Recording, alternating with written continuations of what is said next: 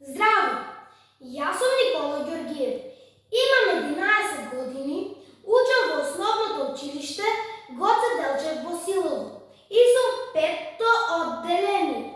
Денес ќе раскажуваме за една еко-приказна, поточно книгата Операција Чист воздух. Во книгата ќе видиме како група глувчиња, здружено и сложно, ќе го откријат натрапникот кој прикриен зад еко-името всушност е најголемиот загадувач на природата во срекните ридови. Ликови кои ги среќаваме во оваа операција се уредникот на вестите Глувчеви вести, Джеронимо Стилтон, неговите внуци Бенџамин и Трапи, пчеларката Изабел, шумскиот чувар Лео и председателот на компанијата за одгледување органско овошје и зеленчук, Супер Био. Настаните се случуваат во една недопрена, прекрасна природа на срекните ридови.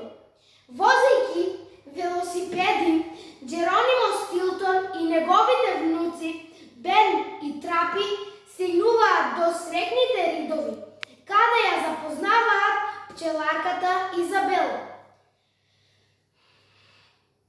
Таа ги носи да ги видат нејзините кошници со пчелки, но тогаш забележуваат дека пчелките се вознемирени и имаат некое невообичаено однесување, а истото го забележуваат и кај светулките.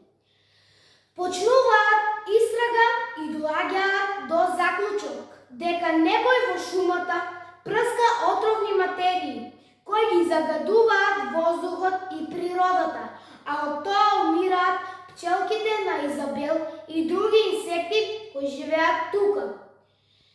Што ќе се случува понатаму? Кој е загадувачот? Дали ќе се спасат од него?